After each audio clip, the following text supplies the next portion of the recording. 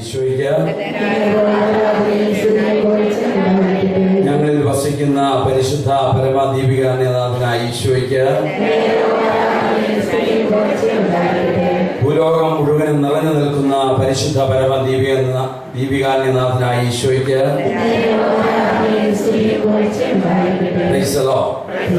ശാന്തമായിരിക്കാം.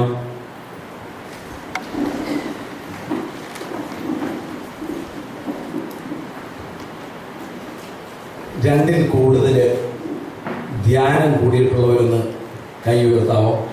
കേരളത്തിൽ താമസിച്ച്, കേരളത്തിലോ ഇന്ത്യയിലോ എവിടെ താമസിച്ച് ഒരാഴ്ച താമസിച്ച് ധ്യാനം കൂടിയിട്ടുള്ളവരെ കൈ ഉയർത്തിപ്പിടിക്കുക. അപ്പൊ ബാക്കിയുള്ളവര് താമസിച്ച് ധ്യാനം കൂടിയിട്ടില്ല. താമസിച്ച് ധ്യാനം കൂടാത്തവരെ കൈ ഉയർത്തിയെ ശരിക്കും ഉയർത്തിപ്പിടിക്കുക. കർത്താവേ, പ്രൈസ് ലോർഡ്. നമ്മുടെ ഈ ജീവിത വ്യഗ്രതയിൽ നിന്നൊക്കെ മാറി ഒരാഴ്ച നിങ്ങൾ എവിടെയെങ്കിലും പോയി ധ്യാനിക്കണം കേട്ടോ. താമസിച്ച് ധ്യാനിക്കണം. കാരണം ടെൻഷൻ നിറഞ്ഞ ലോകത്തിലല്ലേ. അപ്പോൾ നിങ്ങൾ ഒരാഴ്ചയെങ്കിലും, കാരണം നമ്മുടെ പള്ളിയുടെ ഓട്ടിനകത്ത് പോയി കടന്നു കഴിഞ്ഞാൽ പിന്നെ ധ്യാനിക്കാനും പോകും. ഭാരത പ്രവാചക പുസ്തകത്തിൽ പറയുന്നുണ്ട്, മരിച്ചവരോ പാതാളത്തിൽ കിടക്കുന്നവരോ ദൈവത്തെ മഹത്വപ്പെടുത്തുകയില്ല. അതുകൊണ്ട് കിട്ടുന്ന അവസരത്തിൽ താമസിച്ച് ധ്യാനം കൂടണം. Praise Lord. ഹല്ലേലൂയ. ഇനി ബൈബിള് കൊണ്ടുവന്നിരിക്കുന്ന ഒരു കൈയുയർത്തിയെ.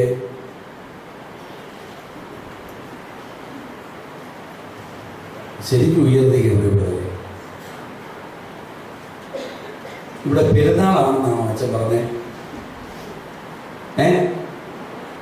ഒന്നാമത് നമ്മുടെ കത്തോലിക്കല് അനേകര് പെന്തക്കോസ്ത് സഭയിലോട്ട് പോവുക. കാരണം ഈ പെന്തക്കോസ്ത് ചേട്ടത്തി ഒരു വചനം ചോദിച്ചാൽ മറിയാമ്മ ചേട്ടത്തിക്ക് കുർബാനയെ പറ്റി അറിയാം, പക്ഷേ വചനം മറിയാമ്മ ചേട്ടത്തിക്ക് അറിയാൻ മേല. കാരണം മറിയാമ്മ ചേട്ടത്തി പോയിരിക്കുന്ന ധ്യാനത്തിലെല്ലാം കൈ വീശിയ പോയിരിക്കുന്നത്. Price the Lord. എന്നാൽ ഒരു ചെറുക്കനോട് ചോദിച്ച പോലെ പുറപ്പാട് എന്ന് പറഞ്ഞാൽ എന്നാന്ന് ചോദിച്ചു. അവൻ പറഞ്ഞു, ഇസ്രായേൽ ജനത്തെ ഈശോ നയിച്ചോണ്ട് പോകുമ്പോൾ അവനെയൊക്കെ കാണിച്ച തോന്നിവാസം കണ്ടുകൊണ്ട് ഈശോയുടെ കയ്യിലിരുന്ന് ചാട്ടം കൊണ്ട് അവനെയൊക്കെ പുറത്തിനടിച്ചു. അപ്പോൾ പുറത്ത് വീണ പാടാണ് പുറപ്പാട്. Price the Lord. പ്രിയമുള്ളവരെ, നമുക്ക് പരിശുദ്ധ ബൈബിൾ എത്ര അറിയാവുള്ളൂ? ഞാനൊന്ന് ചോദിക്കട്ടെ, വചനം പ്രസംഗിക്കുമ്പോ നിങ്ങൾ കേട്ടിട്ടുണ്ടോ ചിലവരുടെ സാക്ഷ്യം, വേറെ എന്ത് പുസ്തകം വായിച്ചാലും എനിക്ക് കണ്ണാടി വെക്കണം.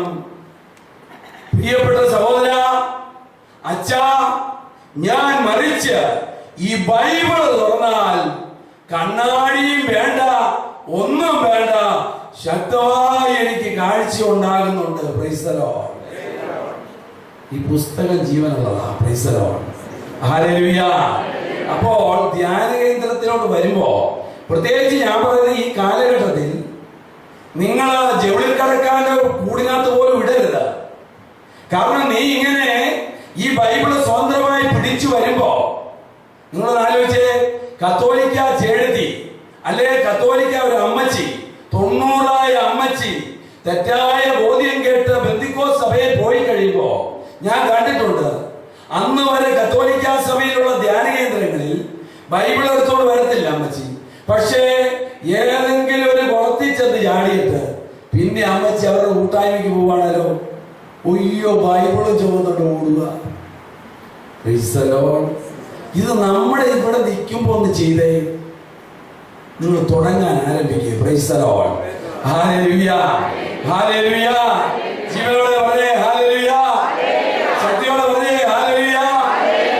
അപ്പൊ പ്രിയപ്പെട്ടവരെ, ഈ ബൈബിള് ഇങ്ങനെ പിടിച്ചോണ്ട് വരണം.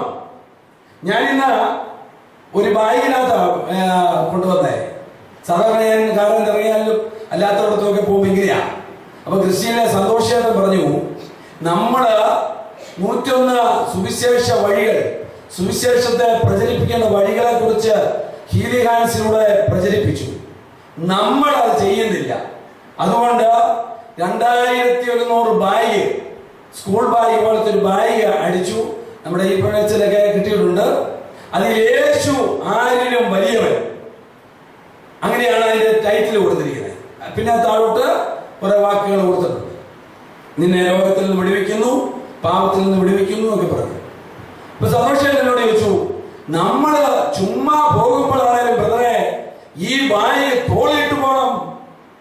ഒരു RSS കാണുമ്പോൾ അവൻ വായിക്കണം യേശു ആരാ. ഇന്ന് ഭയപ്പെടുകയാ. ഒന്ന് ആലോചിച്ച്, വെള്ളാപ്പള്ളി നടേശൻ ഈ കാണാവുന്ന മുഴുവനും പറഞ്ഞിട്ടും പേടിയുണ്ടവര്? വല്ലോ പേടിയുണ്ടോ? രക്തം ചിന്തിയ സഭയിൽ പണിത പ്രിയപ്പെട്ടവരാണ് ഞാനും നിങ്ങളും.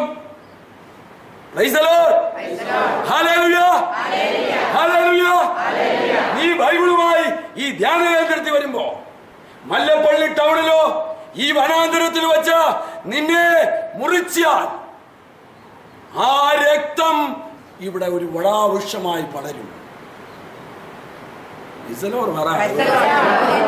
ക്യാൻസർ രോഗം സുഖപ്പെടുത്തിയെന്ന് പറഞ്ഞാൽ ഹല്ലേലൂയ പറയും.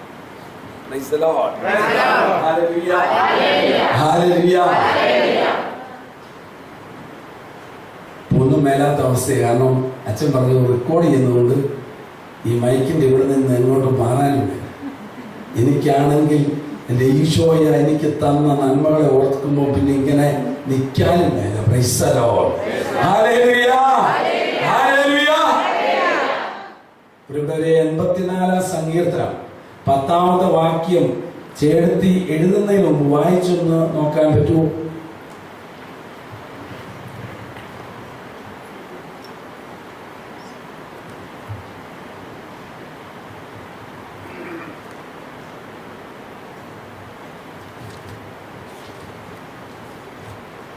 ഈ കണക്കിനാണ് സുവിശേഷവൽക്കരണത്തെ കുറിച്ചൊക്കെ പറയണമെന്ന് പറഞ്ഞ ബ്രദർ വന്നേ. ഇതിപ്പോ ആ തൊട്ട് തുടങ്ങാം. അല്ലെ ABCD. അന്യ സ്ഥലത്ത് 1000 ദിവസത്തേക്കാൾ അങ്ങയുടെ അങ്കണത്തിൽ ഇരിക്കുന്നത് അഭികാമ്യമാണ്. ഹല്ലേലൂയ.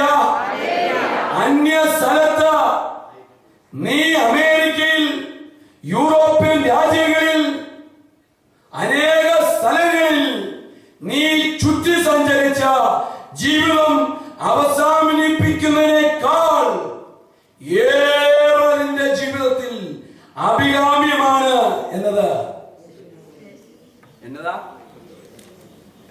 ഞാൻ എപ്പോഴും പറയും, നമ്മുടെ മാപ്പിളമാരോട് എന്ത് ചോദിച്ചാലും ഞാൻ ഓർക്കും നമ്മളെ വല്ല തെറി പറയുക. പ്രിയപ്പെട്ടവരെ, തെറ്റാണേലും ശരിയാണേലും ധീരതയോടെ പറയണം. ഇനി ഇവിടുത്തെ ക്രിസ്ത്യാനി. Price the lord. Hallelujah, hallelujah. പ്രിയപ്പെട്ടവരെ, ദൈവത്തിന്റെ വചനം കേൾക്കാൻ നീ എത്ര കിലോമീറ്റർ നടന്നുപോയി നീ ചെലവഴിച്ചിരുന്നാൽ അതാണ് നിന്റെ ജീവിതത്തിന്റെ ഏറ്റവും വലിയ അഭികാമ്യം. Price the lord. Hallelujah, hallelujah. സങ്കീർത്തനം 34:19.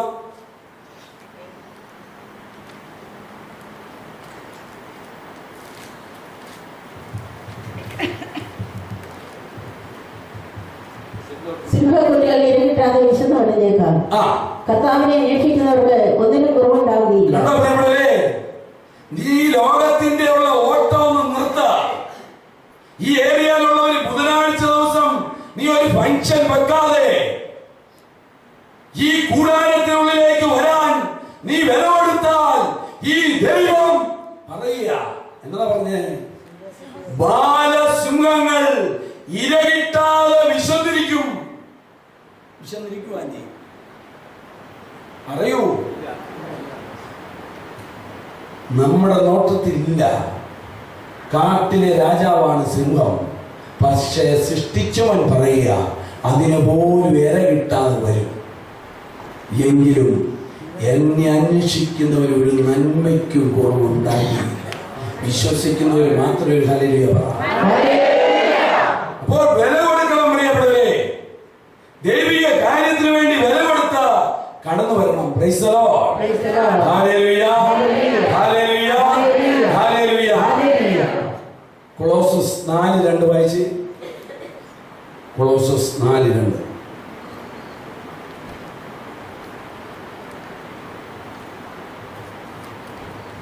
കൃതജ്ഞതാഭരിതരായി ഉണർന്നിരുന്ന് നിരന്തരം പ്രാർത്ഥിക്കുവിൻ. ദൈവം വചനത്തിന്റെ കവാടം ഞങ്ങൾക്ക് തുറന്നു തരാനും ദൈവം വചനത്തിന്റെ കവാടം തുറന്നു തരുവാനും ഞങ്ങൾ ക്രിസ്തുവിന്റെ രഹസ്യം പ്രഖ്യാപിക്കാനുമായി നിങ്ങൾ ഞങ്ങൾക്ക് വേണ്ടി പ്രാർത്ഥിക്കണം. Price the Lord. അപ്പോൾ ഈ ദൈവവചനത്തിന് ഒരു കവാടമുണ്ട് പ്രിയപ്പെട്ടവരെ. ഈ കവാടം തുറന്നു കിട്ടണം. ഈ കവാടം തുറന്നു കിട്ടുന്നവൻ മാത്രമേ ഈ ലോകത്ത് യേശു ക്രിസ്തുവിന് സാക്ഷിയായി ജീവിക്കുകയുള്ളൂ. Price the Lord. രോഗം മാറിയത് കൊണ്ട് ഒന്നും യേശുവിന് സാക്ഷിയാകണമെന്നില്ല. എത്ര പേരുടെ കാര്യം പറയാനുണ്ട് പറഞ്ഞു. ഒളശ്ശേരിയിൽ NN പിള്ളയുടെ വീട് ഞങ്ങളുടെ അടുത്താണ്. NN പിള്ളയുടെ അടുത്ത് ഒരു ജോർജിയുണ്ട്. ബോംബെയിൽ കമ്പനിയിൽ, പ്രൈവറ്റ് കമ്പനിയിൽ ജോലി ചെയ്തു. ആ സമയം തളർന്നുപോയി. അവനെ ബോംബെയിലെ എല്ലാ ഹോസ്പിറ്റലിലും കാണിച്ചു. എല്ലാവരും പറഞ്ഞു അവൻ്റെ ജീവിതത്തിൽ വിജയിക്കത്തില്ല. അങ്ങനെ ഫ്ലൈറ്റിൽ കമ്പനിയുടെ ചെലവിൽ തിരുവനന്തപുരത്ത് കൊണ്ടുവന്നു. വീട്ടുകാർ ആംബുലൻസുമായിട്ട് തിരുവനന്തപുരത്ത് പോയി. അവനെ വീട്ടിൽ കൊണ്ടുവന്നു. അവിടെ നിന്ന് കേരളത്തിലെ എല്ലാ മെഡിക്കൽ കോളേജിലും കാണിച്ചു. ലാസ്റ്റ് PSO ഡോക്ടർ പറഞ്ഞു ഇവൻ്റെ ജീവിതത്തിൽ ഇനി എണീക്കത്തില്ല.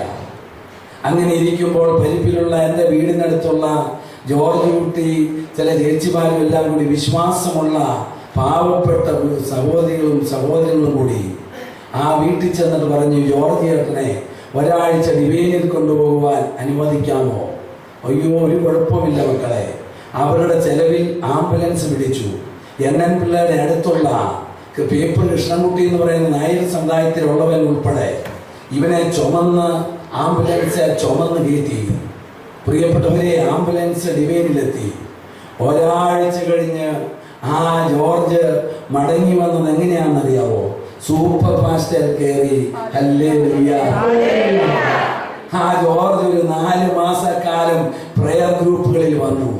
പക്ഷേ 4 മാസം കഴിഞ്ഞപ്പോൾ കോട്ടയം രാജധാനി ബാറിന്റെ മുമ്പിൽ അടിച്ചു പൂക്കൂറ്റിയായിട്ട് 4 കാലം നിൽക്കും. ഈ കേരളത്തിൽ, ഈ മല്ലപ്പള്ളിയിൽ എന്റെ യേശു സൗഖ്യമാക്കിയ എത്രയോ അത്ഭുത രോഗികളുണ്ട്. ആരുണ്ട് യേശു ജീവിക്കുന്നെന്ന് പറയാൻ? ഇനിയും പോരട്ടെ എന്നും പറഞ്ഞ് നിൽക്കുക. അടുത്ത സൗഖ്യം, ക്യാൻസർ സൗഖ്യപ്പെട്ടായിരുന്നു, ഇനി ചൊറി വന്ന് നിൽക്കുക. അപ്പൊ ഈ ബുധനാഴ്ചത്തെ പ്രാർത്ഥനയിൽ എന്ത് ചെയ്യണം? ചൊറിയും കൂടി ഒന്ന് സൗഖ്യപ്പെടണം. ഇവിടെ ഈപ്പനച്ചൻ പ്രാർത്ഥിച്ചിട്ട് ചൊറി മാറിയില്ലെങ്കിൽ മല്ലപ്പള്ളിയിൽ ആരോ പറഞ്ഞു കേട്ടു, നാഗമ്പടത്തെ നമ്മുടെ സെബാസ്റ്റ്യൻ പോത്തിലച്ചൻ പ്രാർത്ഥിച്ചാൽ ചൊറി മാറുമെന്ന്. ഉടനെ തിരക്കുള്ള വണ്ടിയെ കയറി അവിടെ ഓടുക. ഇന്ന് ഒരു പ്രശ്നം, ചില ശുശ്രൂഷ പോലും ആളെ നോക്കി മാറ്റുക.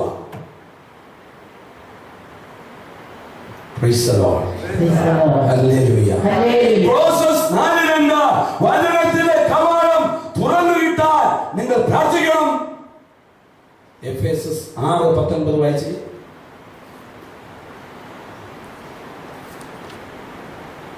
എഫേസസ് 6:19. ഞാൻ വായ തുറക്കുമ്പോൾ എനിക്ക് വചനം ലഭിക്കുവാനും സുവിശേഷത്തിന്റെ രഹസ്യം ധൈര്യപൂർവ്വം പ്രഘോഷിക്കുവാൻ നിങ്ങൾ എനിക്ക് വേണ്ടി പ്രാർത്ഥിക്കണം. അപ്പോൾ സുവിശേഷത്തിന് എന്തുണ്ട്? വായിച്ച് ആന്റിക്ക് പോലും ഇപ്പൊ അറിയാൻ മേലാതായി. ഇതാ ഒരിക്കലും ഒരു ധ്യാനം കൂടിയിട്ട് വീട്ടിലോട്ട് ആന്റി എന്നിട്ട് പറഞ്ഞു, എന്റെ മനുഷ്യനെ നിങ്ങളിങ്ങനെ കിടക്കേണ്ടതായിരുന്നു, ആ ധ്യാന പ്രസംഗം ഒന്ന് കേൾക്കാൻ വരേണ്ടതായിരുന്നു. എടി അദ്ദേഹം എന്നാ പറഞ്ഞേ? എടി എന്റെ ചേട്ടാ നിങ്ങളൊന്ന് വരേണ്ടതായിരുന്നു പ്രസംഗം. എടി എന്നാ അവള് എന്റെ ചേട്ടാ എന്നാ നല്ല അനുഭവ സാക്ഷ്യങ്ങളും ഒക്കെ ആയി. എടി എന്നാ പറഞ്ഞേ? വാ,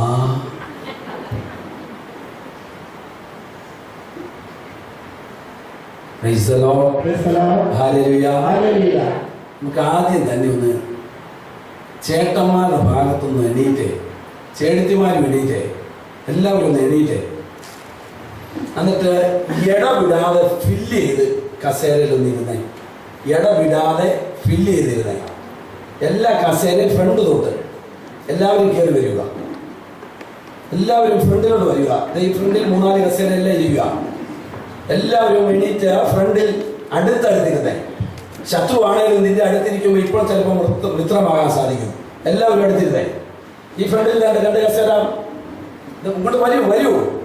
യേശുവിന്റെ അടുത്തോട്ട് ഓടിവാ. ഇങ്ങനെ ഒന്നോ അകലം വിട്ടൊന്നിരുന്നാൽ ഒറ്റിക്കൊടുക്കും. ഈ ധ്യാനകേന്ദ്രത്തിനെതിരെ ഭാരം വെക്കും. അടുത്തു വാ. എല്ലാവരും അടുത്തു വാ. ഇവിടെ ഫില്ല് ചെയ്തിരിക്കുക. എന്നാൽ തന്നെ ഒരു രസമില്ലേ? കാരണം ഉറങ്ങി ഒരാളുടെ പെടയിൽ പോലും ഒടിയത്തില്ല. അടുത്ത ആളിരിപ്പുണ്ട്. Praise the lord. Hallelujah, hallelujah, hallelujah, hallelujah, hallelujah.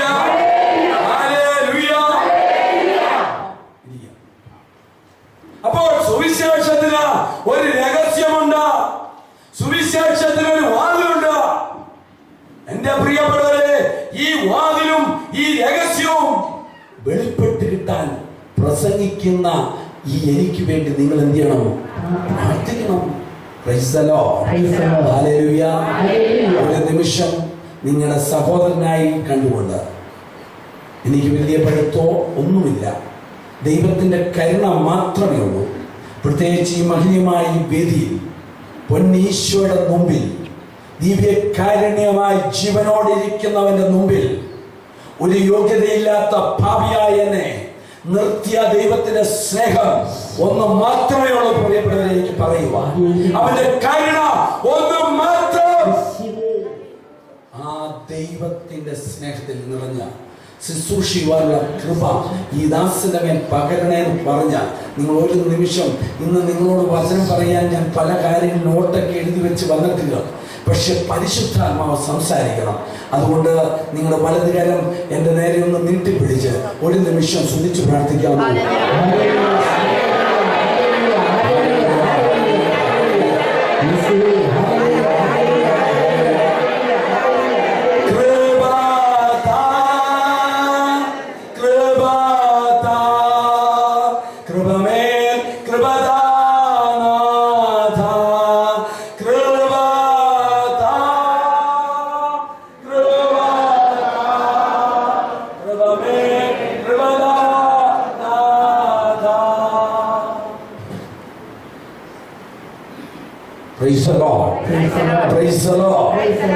യോഹന്നാന്റെ സുവിശേഷം 2-ാം അധ്യായം 1 മുതൽ വാക്യം വായിച്ച്.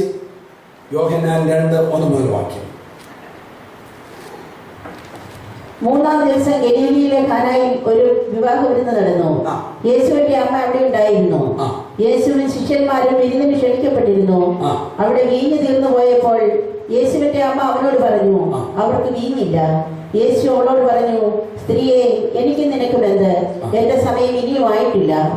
അവന്റെ അമ്മ പരിചാരകരോട് പറഞ്ഞു, അവൻ നിങ്ങളോട് പറയുന്നത് ചെയ്യുവിൻ. യഹൂദരുടെ ശുദ്ധീകരണ കർമ്മത്തിനുള്ള വെള്ളം നിറയ്ക്കുന്ന 6 കൽഭരണികൾ അവിടെ ഉണ്ടായിരുന്നു. ഓരോന്നിലും 2-3 അളവ് കൊണ്ടുമായിരുന്നു. ഭരണികളിൽ വെള്ളം നിറയ്ക്കുവിനെന്ന് യേശു അവരോട് കൽപ്പിച്ചു. അവർ അവയെല്ലാം വക്കോളം നിറച്ചു. ഇനി പകർന്ന് കലവറക്കാരന്റെ അടുത്ത് കൊണ്ടുവരുവിനെന്ന് അവൻ പറഞ്ഞു. അവർ അപ്രകാരം ചെയ്തു. കലവറക്കാരൻ വീഞ്ഞായി മാറിയ ആ വെള്ളം രുചിച്ചു നോക്കി. അത് എവിടെ നിന്നാണെന്ന് അവൻ അറിഞ്ഞില്ല.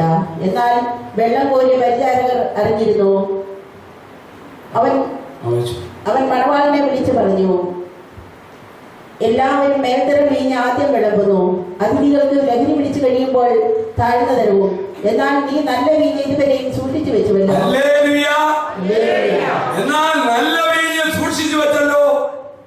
അപ്പോൾ ഈ സന്ദർഭം നിങ്ങൾക്കറിയാം. ആ കല്യാണ വീട്ടിൽ വീഞ്ഞ് തീർന്നു. പിന്നെ വീഞ്ഞുണ്ടാക്കുവാൻ ഏത് ഭരണിയാ ഉപയോഗിച്ചാൽ? നിങ്ങളുടെ വീട്ടിൽ ചോറിന് വേണ്ടി അരിയുടെ കൂടെ ഒഴിക്കാനുള്ള വെള്ളം കക്കൂസിൽ വെക്കുന്ന ബക്കറ്റിലെ വെള്ളം എടുത്തൊഴിക്കുമോ? ഇല്ല. പക്ഷേ വീടിന്റെ വാതിക്കൽ കാല് കഴുകി കയറാനിരിക്കുന്ന ഒഴിച്ചു വെച്ചിരിക്കുന്ന വെള്ളം ഉപയോഗിക്കുമോ? എന്നാൽ ഈ കല്യാണ വീട്ടിൽ ഈ വീഞ്ഞ് തീർന്നപ്പോൾ ഏതു ഭരണി എടുത്തേ? ശുദ്ധീകരണത്തിനുള്ള. യഹൂദന്മാർ അവര് ദേവാലയത്തിൽ കയറി വരണമെങ്കിൽ കാല് കഴുകി വൃത്തിയായി വരുള്ളൂ. നമ്മളെ പോലെ കിടക്കപ്പായി എണീറ്റ് വരില്ല. പ്രിയപ്പെട്ടവരെ, ആ ഭരണി വെളിയില ഇരിക്കുന്നല്ലേ. എന്റെ പരിശുദ്ധി അമ്മ ഈശോയോട് ഒരു വാക്ക് പറഞ്ഞപ്പോ ആ വെളി പ്രദേശത്ത് കിടന്ന കൽഭരണി എവിടെ വെക്കുന്ന പാത്രങ്ങളായി മാറി. Hallelujah, hallelujah. പ്രിയപ്പെട്ടവരെ, നീ വെളിപ്രദേശത്ത് കിടക്കുന്ന ഒരു വ്യക്തിയാണോ? നീ അമ്മയോടൊന്ന് പറ, അമ്മേ ഞാൻ വെളിപ്രദേശത്താ, എന്നെ ഒന്ന് നീ സഹായിക്കണേ എന്ന് പറഞ്ഞാൽ നിന്നെ അനുഗ്രഹിക്കപ്പെട്ട സ്ഥലത്തിലേക്ക് ഉയർത്തുന്നവളാണ് അമ്മ. അമ്മയോട് ചേർന്ന നമുക്ക് പ്രാർത്ഥിക്കാം. ദൈവകൃപ നിറഞ്ഞവളെ സുസ്തി, കർത്താവ് നിന്നോടുകൂടെ സ്ത്രീകളിൽ അനുഗ്രഹപ്പെടുക, നിന്റെ ഉദരത്തിൻ ഫലമായി ഈശോ അനുഗ്രഹപ്പെടുവനാകുന്നു.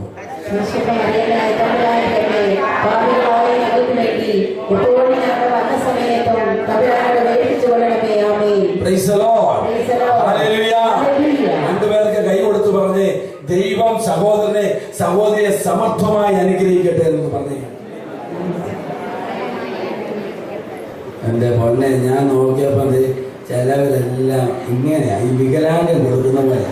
കാരണം ഞാൻ ഇനി ഇവളെ ശരിക്കും ഒന്ന് അനുഗ്രഹിച്ചാൽ, ഇന്ന് ഇവള് നടന്നാ വന്നേ, ഇനി അടുത്ത വരവിൽ വല്ല കാറേലും വന്നാലോ, അതുകൊണ്ട് വേണ്ട, അത്രയും വേണ്ട.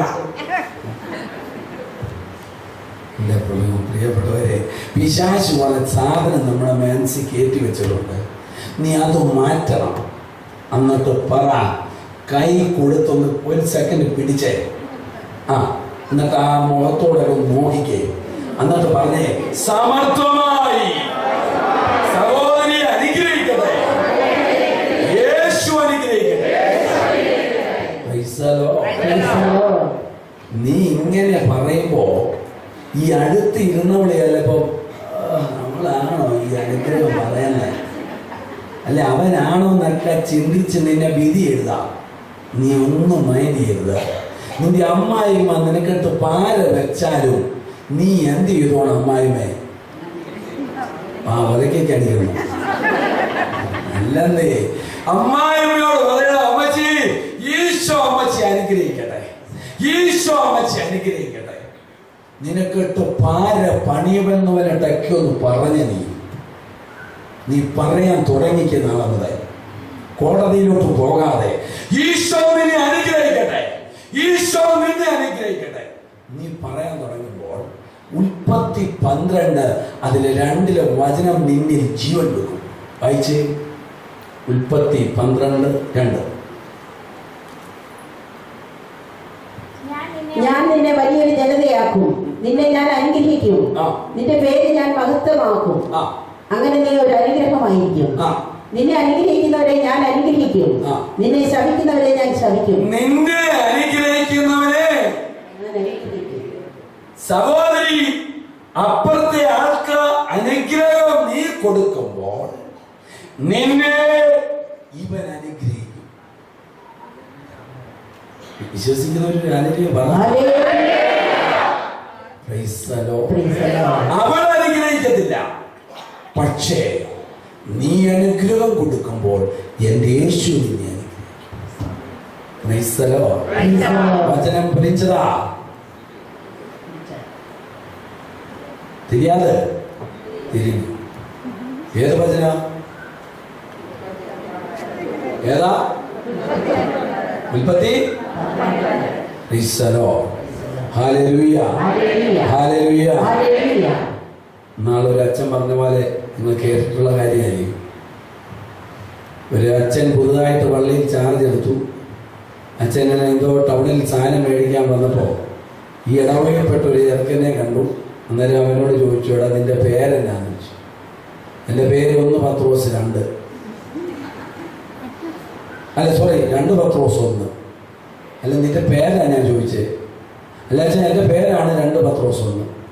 അപ്പോൾ അച്ഛൻ്റെ ദേഷ്യം വന്നു. അച്ഛൻ പർച്ചേസിങ് കഴിഞ്ഞ് പള്ളി വന്ന് ഞായറാഴ്ചത്തെ കുർബാന കഴിഞ്ഞ് ഇറങ്ങാൻ തുടങ്ങിയപ്പോൾ ഈ ചെറുപ്പക്കാരൻ മൂലയിൽ ഉടനെ കപ്പിയാരെ വിളിച്ചിട്ട് ചോദിച്ചു, ആ ചുമല ഷർട്ട് ഇട്ട അവനോട് ഞാൻ ടൗണിൽ വെച്ച് ചോദിച്ചു, ഇതിൻ്റെ പേരെന്നാണ്? അപ്പം അവൻ പറയുക 2 പത്രോസ് 1. അവൻ്റെ പേരതാണോ എന്ന് ചോദിച്ചു. എൻ്റെ അച്ഛാ, പത്രോസിൻ്റെ 2-ാം കെട്ടിലെ 1-ാമത്തെ മകനാണ് അവൻ. അതുകൊണ്ട് പ്രിയപ്പെട്ടവരെ, ഉൽപ്പത്തി 12:2 വചനം ഓർക്കണം, പരിശുദ്ധാത്മാവിനാൽ എഴുതപ്പെടണം. Hallelujah, hallelujah, hallelujah. ഇവിടെ ശുശ്രൂഷ ആരംഭിക്കാൻ തുടങ്ങിയപ്പോൾ ഒരു പാട്ട് പാടി. എന്നാ പാട്ട് പാടി? ഇപ്പൊ നിങ്ങൾ അമേരിക്കയിലാണ് ഇരിക്കുന്നത്, അവിടുത്തെ ഭൂകമ്പമൊക്കെ നടന്നോട്ടെ, നമ്മളിവിടെ ഇരുന്നാൽ പോലെ. ഏത് പാട്ടാ? തെളിച്ച് പറ. ഞാൻ നേരത്തെ പറഞ്ഞില്ലേ, ഇങ്ങനെ വെച്ചാൽ ശരിയാകത്തില്ലെന്ന്. തുറക്കണം. ഞാൻ ഇവിടെ നോക്കിയപ്പോൾ ആ പാട്ട് പാടിയാൽ അഭിഷേകമുള്ള പാട്ടാണ്, പക്ഷേ നിങ്ങൾ പാടിയാൽ അഭിഷേകം ഇറങ്ങുന്ന രീതിയിലല്ല ഞാൻ നോക്കിയപ്പോൾ പാടും. കാരണം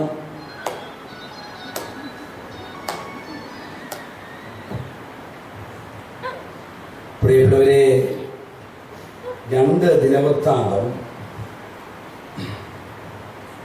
20-ാം അധ്യായം 21-ാമത്തെ വാക്യം വായിച്ച്. 2 ദിനവൃത്താന്തം 20-21. വിശുദ്ധ വസ്ത്രങ്ങൾ അണിഞ്ഞ് സൈന്യങ്ങളുടെ മുമ്പേ നടന്ന് കർത്താവിന് കൃതജ്ഞത അർപ്പിക്കുവിൻ. അവിടുത്തെ അചഞ്ചല സ്നേഹം ശാശ്വതമാണ് എന്ന് പാടാൻ ജനങ്ങളുമായി ആലോചിച്ച് അവൻ ഗായകരെ നിയോഗിച്ചു. അവർ പാടി സ്തുതിക്കാൻ തുടങ്ങിയപ്പോൾ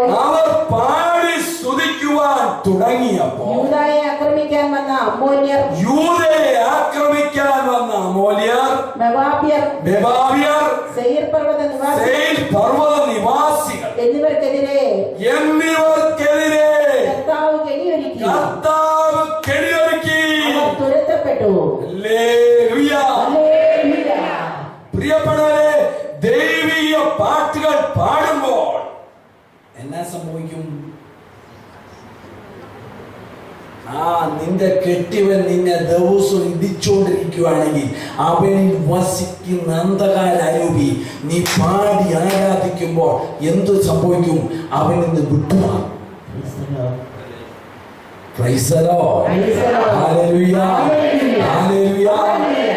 എസേക്കിയേൽ അതിന്റെ 21:14 വായിച്ച്. എസേക്കിയേൽ 21:14.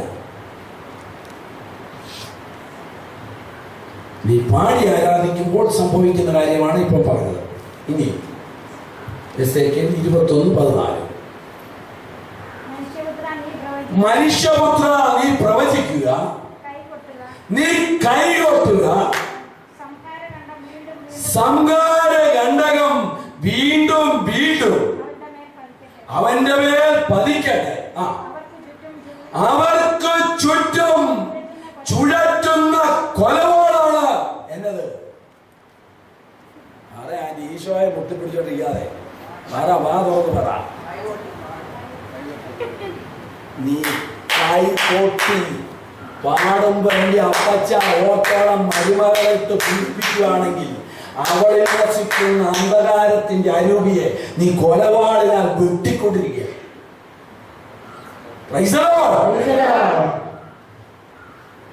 അപ്പോ ഇവിടെ മരുമകൾ പീഡിപ്പിക്കുമ്പോൾ നീ പാടുമ്പോൾ ദൈവത്തെ ആരാധിക്കുമ്പോൾ അന്നേരം എന്താ സംഭവിക്കും? ഒന്നുകൂടെ തലയ്ക്ക് ഓട്ടിക്കിട്ട് തരുവോളൂ.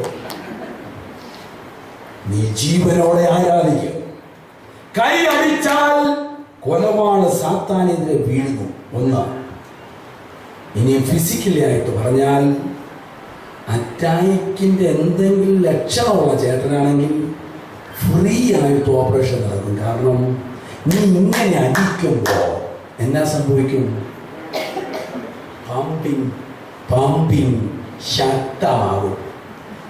നീ വലിച്ചു കെട്ടി തിന്ന പന്നിയുടെ കൊഴുപ്പുണ്ടെങ്കിൽ അത് വിട്ടുമാറും.